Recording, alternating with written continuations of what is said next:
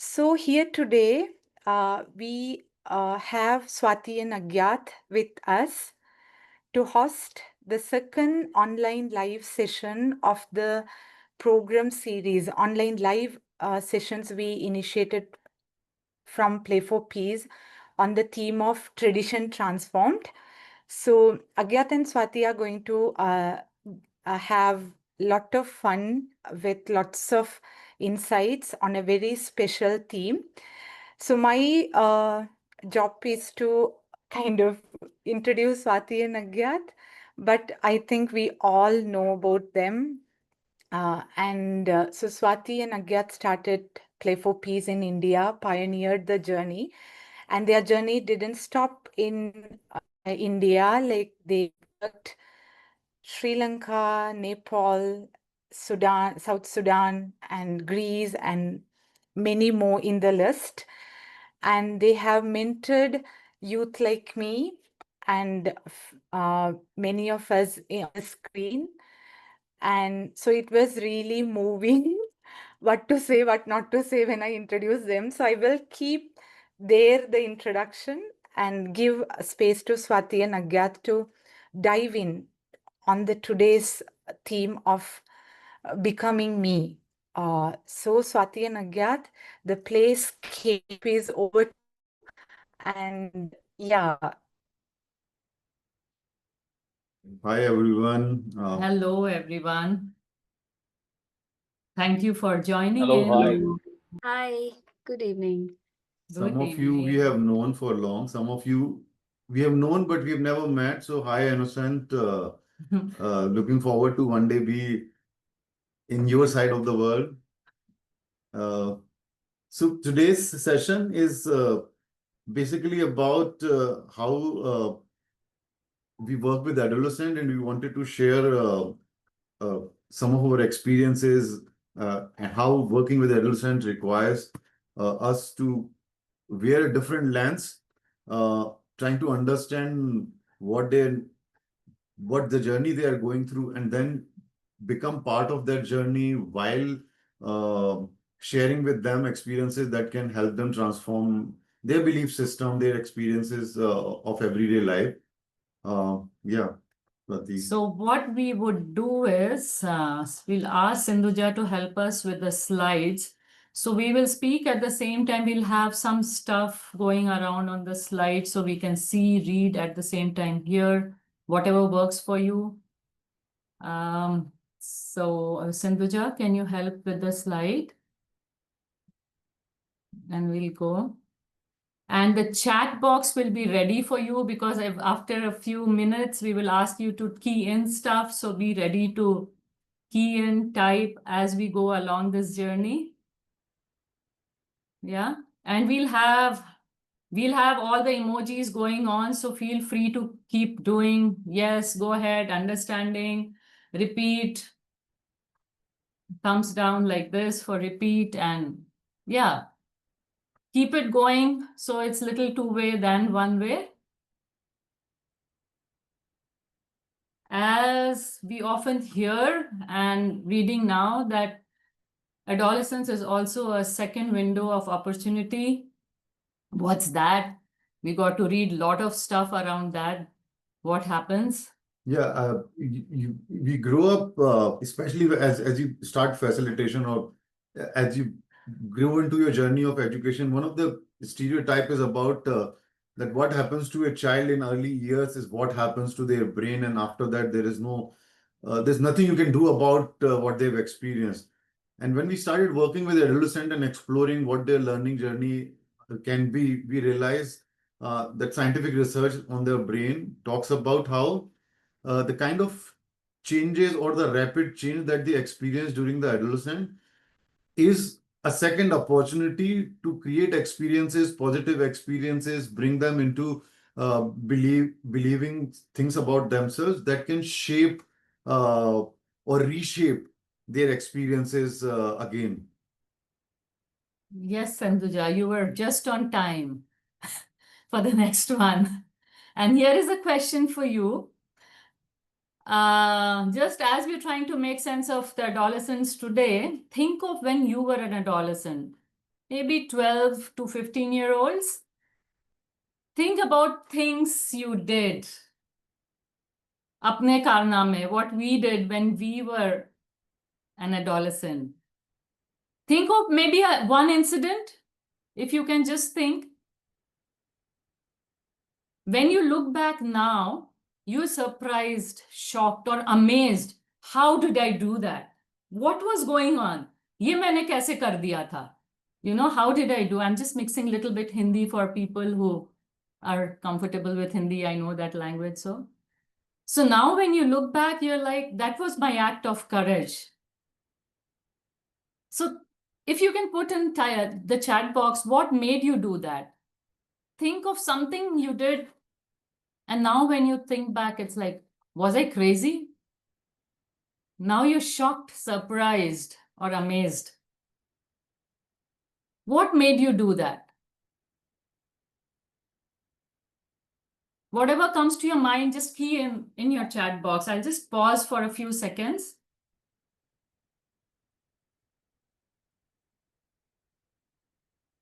The thrill, the belief, yeah, I can do whatever I want. Interesting. There were no inhibitions at that time. Carelessness. What else? What comes to your mind? Think of an incident. And now when you look back, you're like, what did I do? Fun. Fear. Yeah. Interesting. Wow. And the thing is, why do we do such stuff? Burst of energy in our body. Yes. Doing crazy things, middle of the night, going to the jungle. What happens to us at that time? Why do we do that? Is what we are going to see now. Thank you for that. Wanting something new, always. Yeah, constant need for something new. and something different. Yeah. So what's going on in the adolescent brain at that time is, Sindhuja, the next one. So this is what is going on in the brain at that time. There is a desire for acceptance, belonging, respect, and admiration. There's a deep, deep desire. And sense of belonging is so high. And we have increased sensitivity to feelings of rejection, disrespect, embarrassment, and humiliation. And that's why when we say second window of opportunity, it's also the window of, if that opportunity is lost, it can be really difficult. It can make life really difficult for adolescents. Increased sensation seeking can lead to risk-taking behavior. So all the risks that you have taken, some of you have really taken big risk at that time, looks like. So these are the reasons why we do such stuff when we are adolescent. So when we were thinking of this session today, there were a few things, the background of this session. Maybe Agyat, you can. Yeah, I mean, when we started thinking about the session, one of the background is that in last 2-3 years, we have been closely working with organizations that are working with adolescents. So sometimes we are working directly with adolescent peer leaders. So we're working with girls who are 15, 16, 17, who have been part of the program, and now they become peer leaders and they are working with other adolescents in their community. So in last 3 years, we have worked with around 30 to 40 organizations who are working with adolescents. And that's when we started trying to understand more about this. And one of the key things that we understood while we work with adolescent in past few years comes to you in the next one, is this. Do what you want to tell them, but connection comes first. Whatever we want to tell them, whatever the theme of the workshop is, whatever the reason why we are meeting them for those sessions are, the first and the key learning that we had is connect with them. Use games, use activities, do what you can to connect build that connection before we begin to correct and tell them what's right, what's wrong, what we need to do, or whatever the content is. Yeah, it's also about how their brain is developing and what stage the brain development is. That they operate from emotions, not from logic. And most of the time, as adults, we're trying to connect them and tell them what they need to do, right and wrong. Our language is right and wrong. And as facilitator, how can we keep that aside and say, okay, let's first connect. So that has been our key learning. And I'm sure many of you work with adolescents too. So would you like to key in few things that you have learned while you're working with adolescents? Something that pops up to you now, if you can put in their chat box for you. What has been your key learning, or a key word or a key sentence that you need to remember when you go out and work with adolescents? We would be happy to read some stuff from you.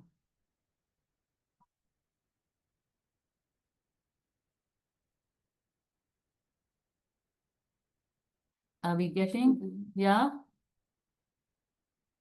Emotional safety, okay. Anything else? Respect their opinions. Yeah. Trust.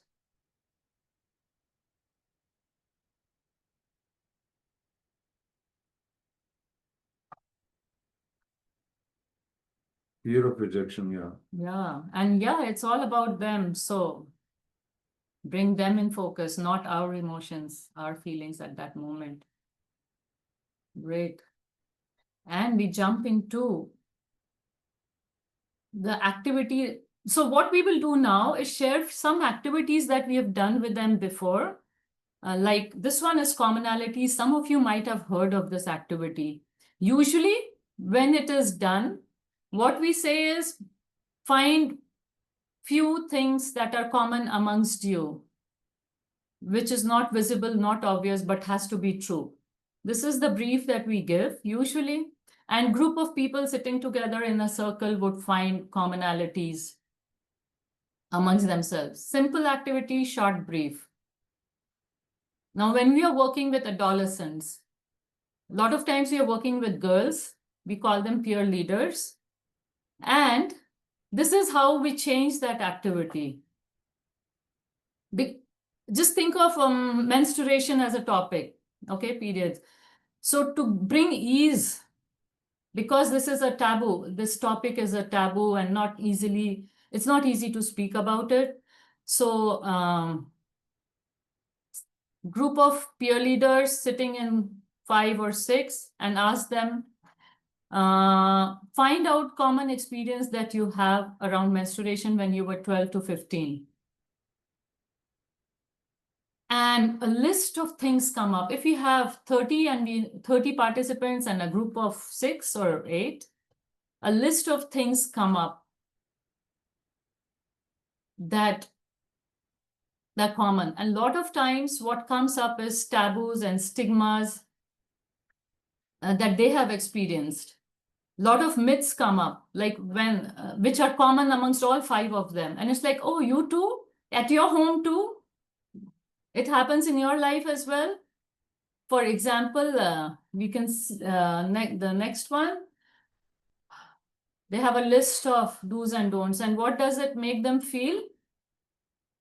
We will see in the next slide that sense of belonging.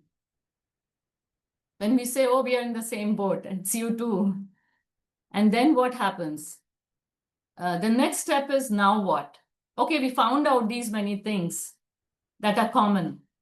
Let's do one thing. Shall we plan to break one of them and see what happens? For example, eat a pickle while we have periods. Touch a plant, because those are the things that they come up with usually. We can't water a plant. We don't touch a plant. We can't touch a jar full of pickle. So here is a fun fact. When we are working with a group of girls, one of the girls was very scared that a big jar of pickle is going to get spoiled if I touch that and I'm gone for life. So what she did is transferred it to a smaller jar, kept it secretly in her room. And while she had a period, she would touch and eat it every day. Nothing happened. And these are the stories they come back with, and then we reflect when we meet next time. What's the next thing you want to work on? And see for yourself. This is how they can transform their belief about, because just telling them, oh, all these are lies, nothing will happen, but getting them to first verbalize that this is what is happening, this is what we think, this is what we have received as beliefs, then getting them only to think about, okay, what can you try? Yeah, and it's challenge by choice. So you choose what you want to try. Some can say pickle, some can say watering a plant, and some can just say that, up to them. Yeah, and for example, in Uttarakhand, when they have menstruation, they are supposed to stay outside the house in the cow shed. And some of them, when they get the courage, they're able to even raise their voice and say, okay, I'm not going to stay in the cow shed. But that journey probably starts with touching the pickle first. Yeah. So here is something for you to type in your chat box. If you had to run this activity with adolescents, what were some of the questions that you could ask on this theme?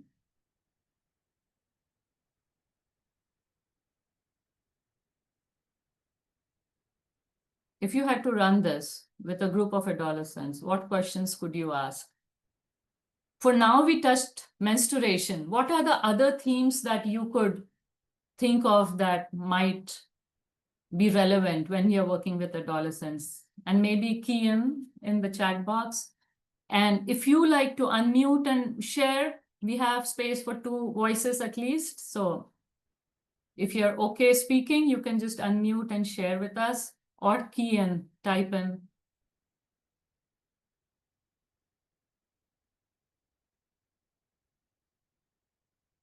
Attraction, so commonality. Wow, that's a big one. Attraction towards others.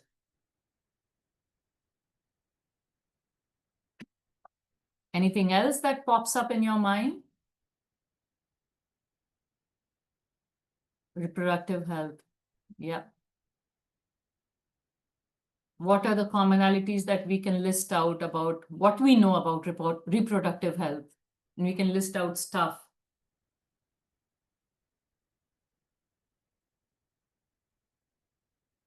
Changes in the body. Things that you experienced as changes in the body. Yeah, big one. Misunderstood by your parents. I'm sure they would laugh when they discuss this. Bullying, desires, yeah. Yeah. Yeah, and the list can go on, and every session we could have a commonality. Yeah, and it's important of how because if you ask this in a larger group, we all know as facilitator that there will be 2 or 3 voices that will come up every time. But when you get them in smaller group, there is a conversation, a dialogue happening. And it's not just the conversation about the topic, it's about them being able to speak up. And I think creating that opportunities again and again to create safe spaces where they're able to speak up is what makes the difference. So while we might be transforming their beliefs about adolescence or menstruation cycle, they're also at the same time transforming belief about themselves, that our opinions matter, what we say has value.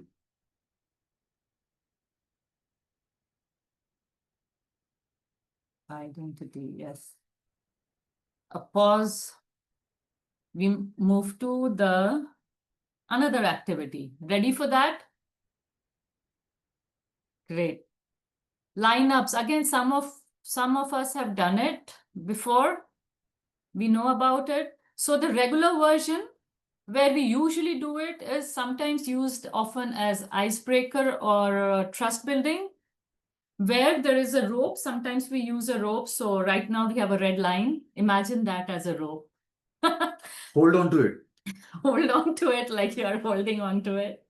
You can slide. You can't leave the rope now.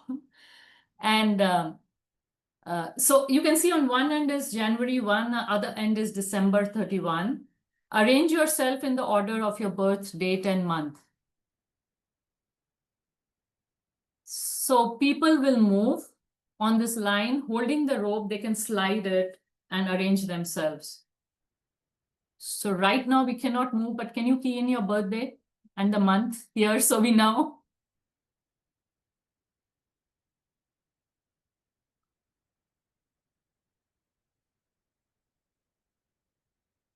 Yeah, let's get your birthdays there.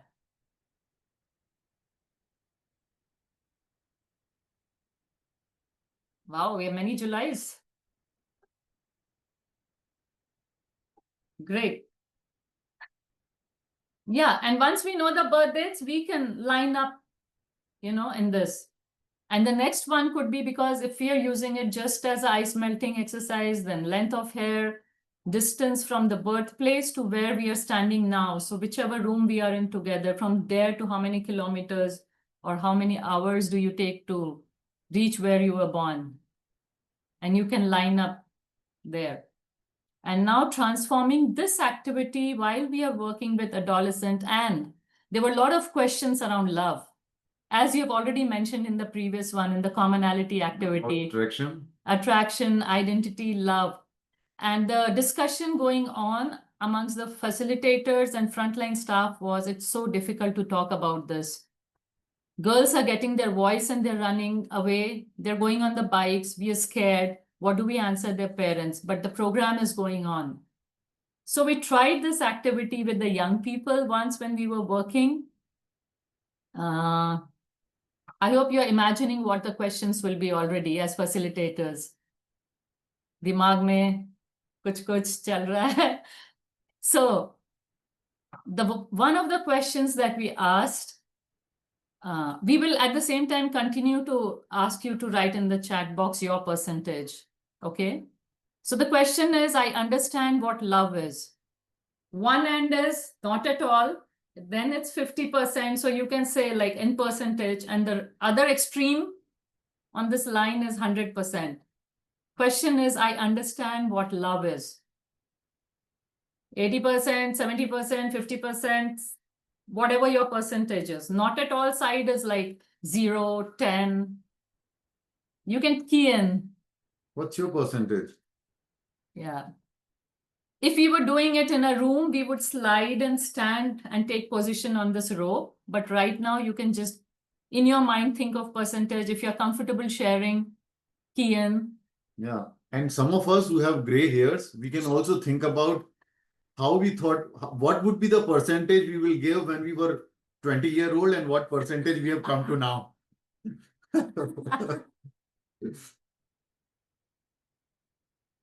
Okay, quite high. Mm-hmm. Mm-hmm. You can see we are all in a journey, right? Yeah. And now imagine at the same time a group of 16 to 18-year-old playing this game. And when they stand, the giggles come out. This is the first one. They're all laughing. Hee hee hee, hoo hoo hoo. Oh, you know 100%? Oh, you know only 80%? I don't know. It's just 20. And they start sharing why they are where they are. But Himanshu, are you judging what you were when you were 20 years, or this is what you thought? I mean, when you look back at 20 years, this is what you were. Because at that time, you might have thought 100%. Yeah. So we leave it at that. What happens is we leave it people at that, look at each other.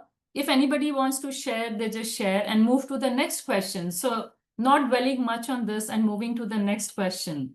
So the next question is, a boy and a girl, in some cases, okay, let's say a man and a woman, can be just friends, only friends. Possible? Impossible.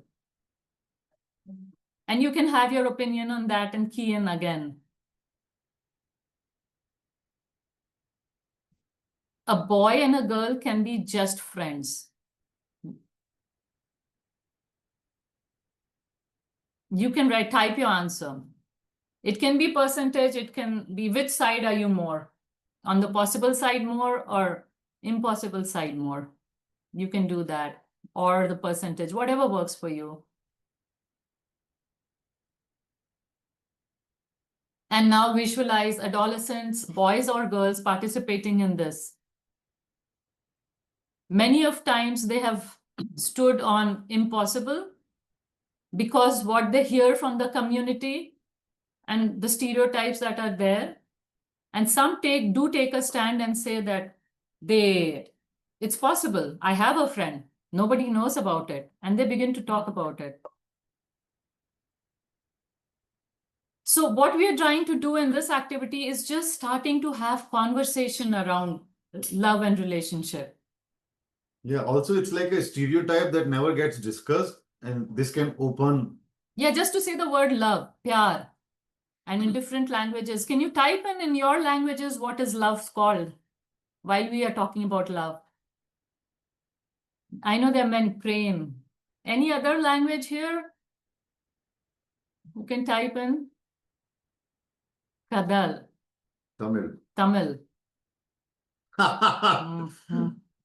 Maya. That's interesting. It could be your interpretation of love. Looks like, yeah, Maya is your interpretation of love. Any other language here?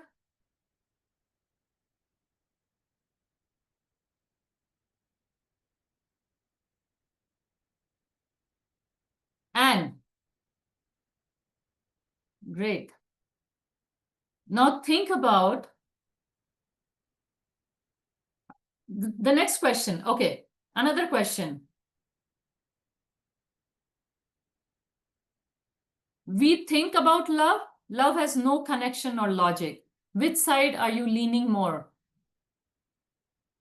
One end says we think about love, and on this line, again, it can be 50%, 80%. Love has no connection with logic. Do we think and love?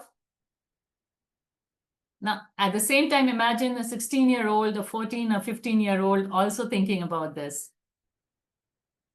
They've just begun to fall in love. Yeah. You can key in no connection with logic, no connection, intuitive.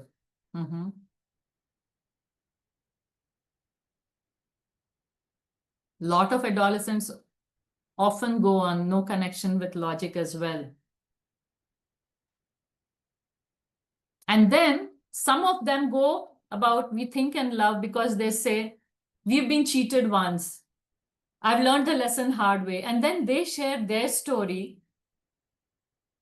And those who are saying there is no logic also share their story. And it's just a fun conversation that they are having about love while we are doing this.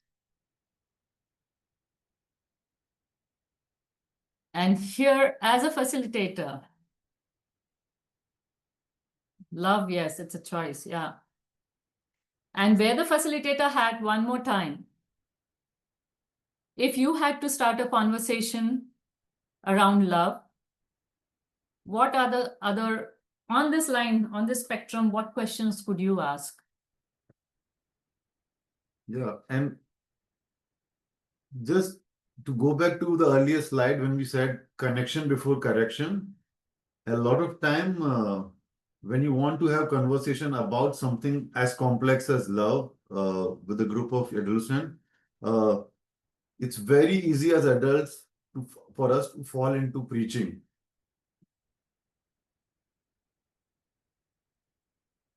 So doing this fun stuff really helps them just come up with their ideas of love. And we also get a sense, a diagnostic piece. We diagnose where the group is. What are your thoughts about best friends? So think about the two ends of a line.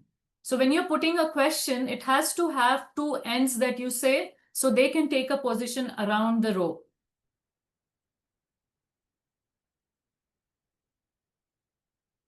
Yeah. There are best friends or there are no best friends.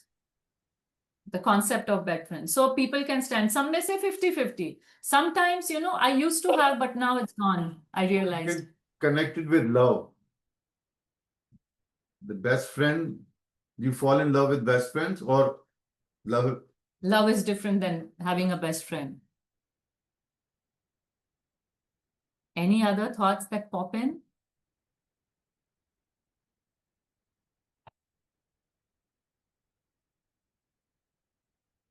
Love relationships are acceptable or not?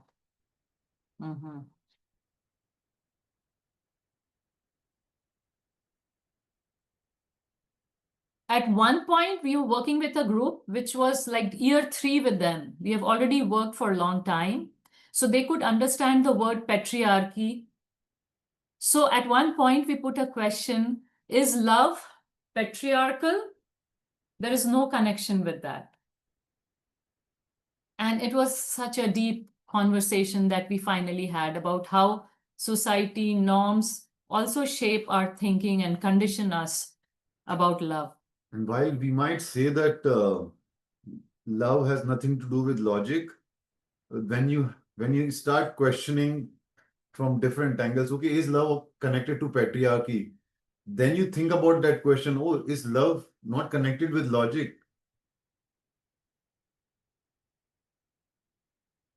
So what happens? Thanks for putting in your thoughts here. Yeah. Interesting.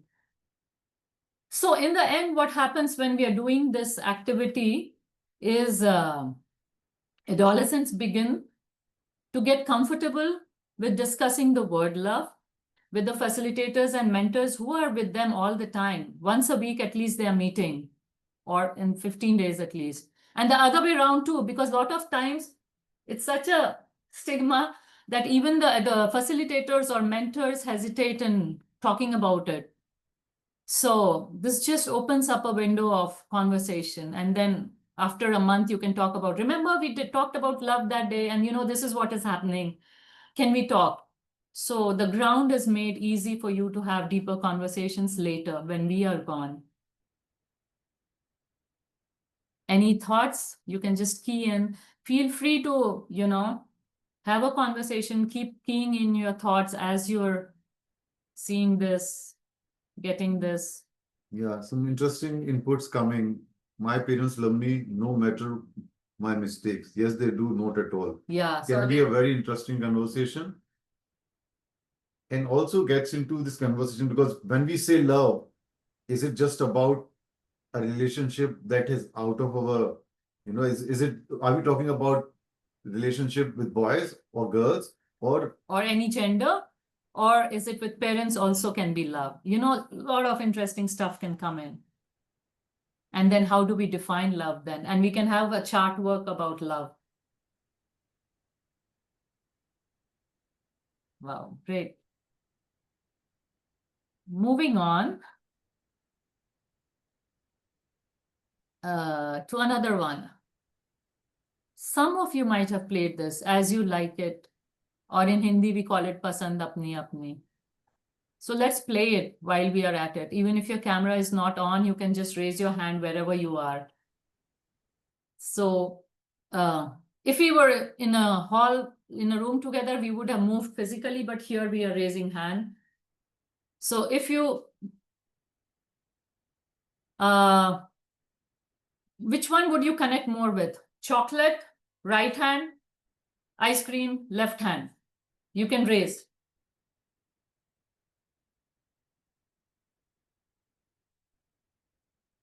Even if your camera is on, you can just put your hand and it's okay. Next one, river, right hand, mountain, left hand. Great. Alone, right hand. With people, left hand. I'm sorry. Wow. Early mornings, right hand. Late night, left.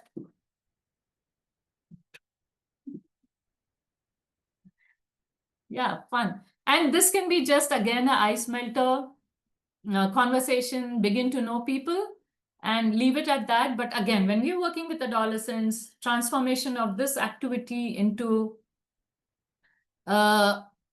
conversation around violence. How do we understand violence? What is violence? And it becomes a heavy stuff when we are doing a session on violence, on different genders. How do we identify violence? So we played this game. We often use this, starting from very simple ones. So we'll do it again. Breaking a traffic signal is violence. Right hand. Breaking a traffic signal is not violence. Left hand. Whatever you think. You can raise your hand.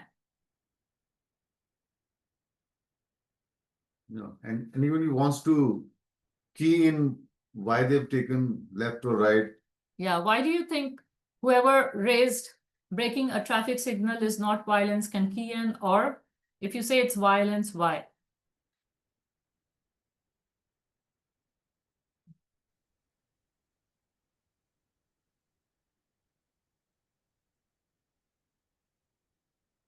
Next one. Not being allowed to go outside your home after dark is not violence. It is violence. Okay. On left, it is violence. On right.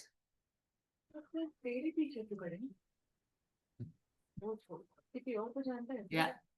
Next one.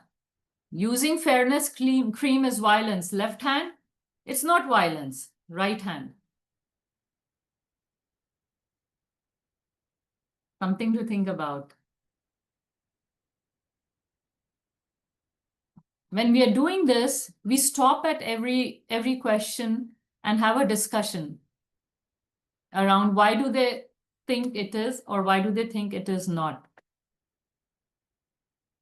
And the list is long. We're just sharing some of them. And what happens is, after this activity, we move to sitting down and creating definitions of violence and what exactly is violence. And adolescents come up with definition of violence, which are, I think, sometimes much wiser than the expert on gender-based violence would say. You know, groups of 4 and 5 come together with what is violence then? It also gives you a platform because you're asking their opinions about certain things. You can also share your opinions, and that becomes an exchange that has more possibility of getting to them because we're working as equals rather than just accepting it as a when we tell them that as a preacher, as a teacher, then the connection is more different. So in the chat box, would you like to add a list of things we could ask? Violence, not violence. So here it's not a line, but just two opposites. We would love to get your inputs on this, get a list of things that you might like to use when you're working with adolescent.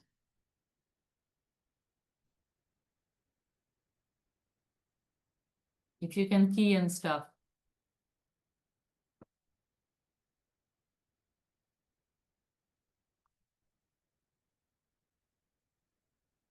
Anyone?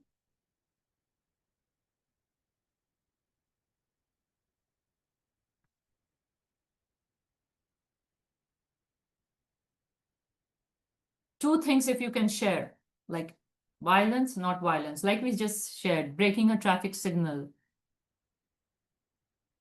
coming back late after it gets dark. It's violence, not violence. Yeah. Yeah. Making fun of somebody about one body, violence, sarcasm, throwing a candy plastic wrapper. Yeah. Yeah. Eating non-vegetarian food. Yeah. Is it violence or non-violence? Yeah, it brings up a lot of conversation around that. Leaving home without permission, violence, not violence. Wow. A lot of interesting stuff coming in. Thank you for that. Hitting a child when they have made a mistake. Violence, not violence. So once we were doing a workshop with a group of teachers, and there was a lot of discussion around this statement that if a child makes a mistake, hitting him, is it violence or not violence?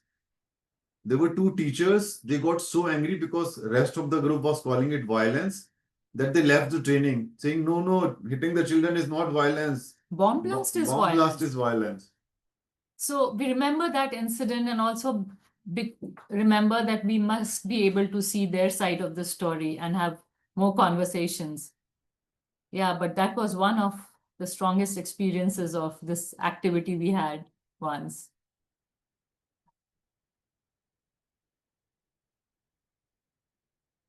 Yeah. I hope you will be able to use this activity in your sessions. And it can be on any other theme. Right now, we are using it for violence because we wanted them to understand. It can be for any other theme as well that you want to work on. Just two opposites based on that theme. Acceptable, not acceptable. And you can have a list of things there. It could be behaviors that you want to address. Yeah. Could be anything. Yeah. Ready for some fun? Next one, you have to look hard, look deep into this picture and find 15 differences. Oops, yeah. Look into the screen. And with your fingers, I can see some people around, their cameras are on. You can just count or count on your fingers. How many did you find? Your 15 seconds. Yeah. After 15 seconds, key in the number of differences you have found.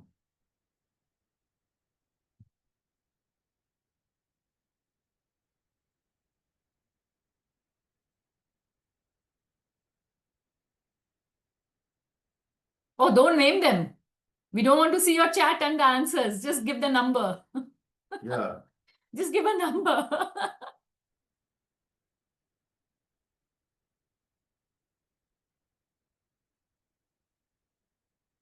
8, 12. 14. Almost there. 3 seconds to go. Wow.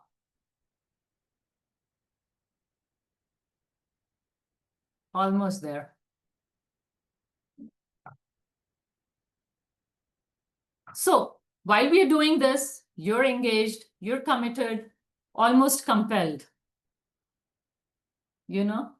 feeling rewarded for each thing that you're seeing. Sindhuja, the next one.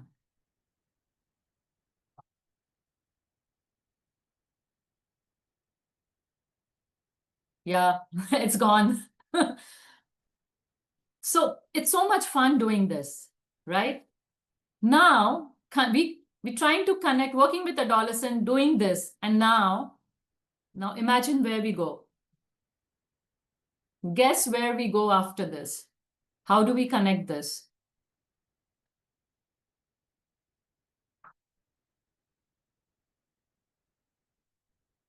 So the way we looked hard at that and tried to solve the problem, reflect on your adolescent years. What were some of the practices, customs, traditions? Reflect hard on that as well, that you followed that you now realize may have restricted the potentials of girls or women. Yeah. Let's go back, think hard of a scenario when you were 12 to 16. Think of the customs that were there, some traditions, some practices in our society, at our home, in our neighborhood, and you can key in, type in, which you now realize probably if they were not there, I would have been in a different place. Yeah. If you can give an example, because here we have people from different countries, and I'm sure there are so many different practices and traditions that comparison with brothers, female stereotypes, Yeah. not visiting temples.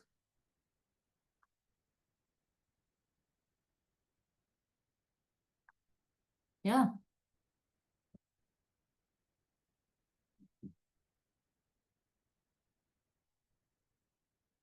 Working in kitchen, it's not men's job, right? So when we're doing this with adolescents, after seeing the picture of this old lady and, doing that fun part, we are able to focus on, okay, this is how we really don't see it, but it's all existing. We take it for granted and then list it out and then start working on things one by one. Pick up one that we want to work on. Pick up one that we want to do advocacy on. Pick up one that we want to use it in the community to have a conversation with the mothers when they're doing a mother's meeting or father's meeting. And when we show these pictures to ammas, mothers, parents meeting in the community, they just love it. On their mobile phone, they say they have usually a smartphone, and it's so much fun to then connect it to what we see and what we don't see. Yeah, the question becomes more valid. It gets more weight when you ask them after they've just experienced seeing things that are not obvious. Yeah. And there's so many pictures like these. You can pick and choose based on the context and people that you're working with. Any thoughts you can just key in while you're listening to this? Anything tidding, like a thought popping up in your head? So anything like, oh, for my session, you can just key in. Next time when I do a session, just key in something. If any thought comes in.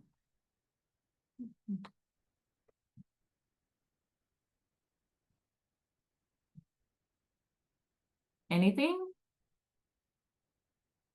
Yeah.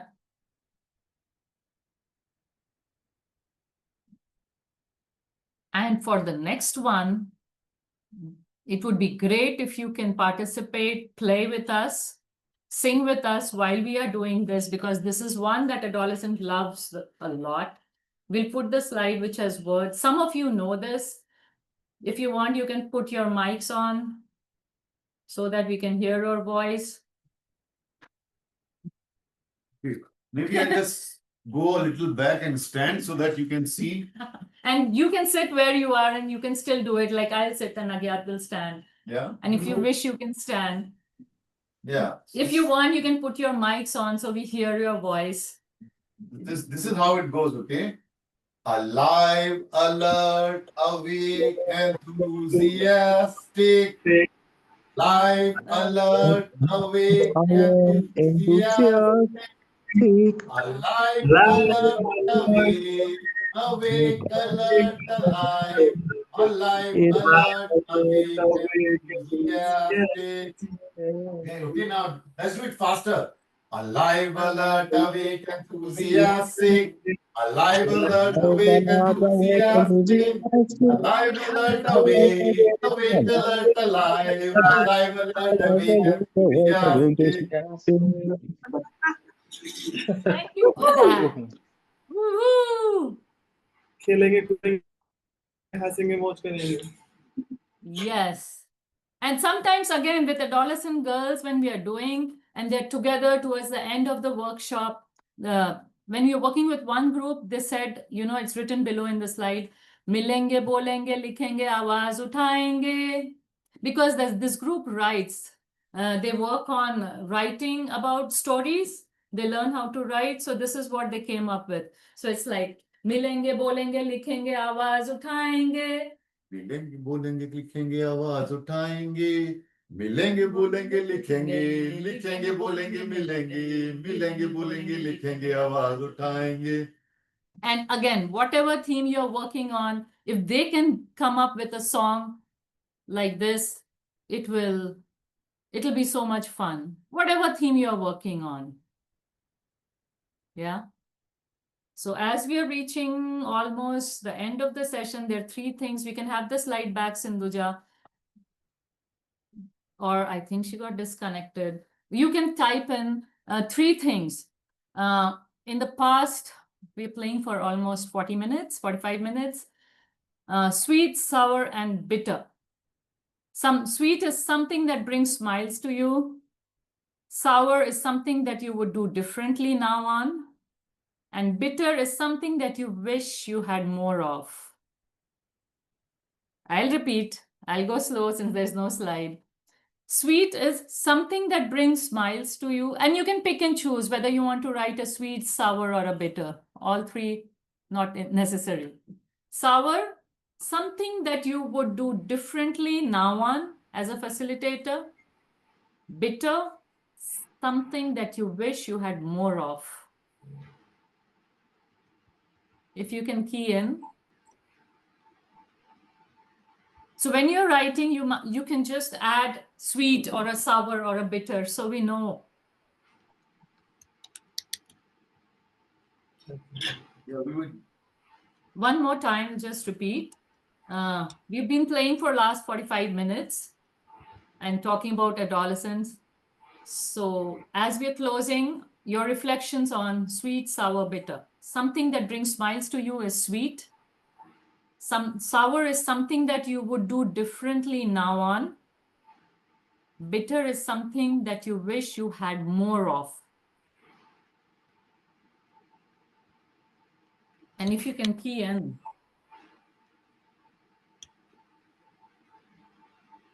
I see people typing. Would you still like to see the slide? Or it's okay? You can give me a thumbs up if it's okay. You want to see the slide? Yeah. Interesting stuff coming in. Wow, 30 years ago, you volunteered for Play for Peace. Lorali, that's so interesting to know.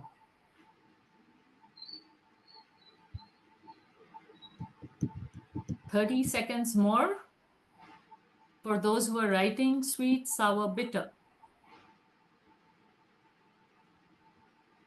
Over to you, Sindhuja. Thank you everyone for playing with us. And I hope this was meaningful and you will be able to use stuff from here.